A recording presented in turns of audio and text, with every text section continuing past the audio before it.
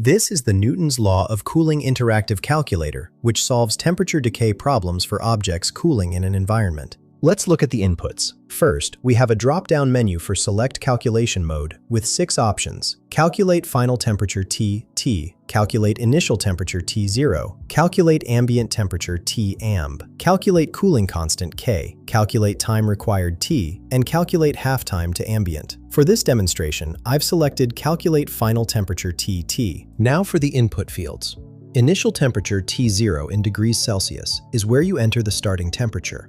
Ambient temperature, T_amb, in degrees Celsius is the surrounding environment temperature. The cooling constant, K in inverse minutes, represents how quickly the object loses heat, and time elapsed, T in minutes, is how long the cooling has occurred. Let's work through an example. I'll enter 95.0 degrees for initial temperature, 22.0 degrees for ambient temperature, 0.0385 for the cooling constant, and 15.0 minutes for time elapsed. After clicking Calculate Results, the calculator determines the final temperature T of T at that specific time point, showing how much the object has cooled based on Newton's exponential cooling law. This tool eliminates manual calculations for thermal analysis. Find the link in the description below.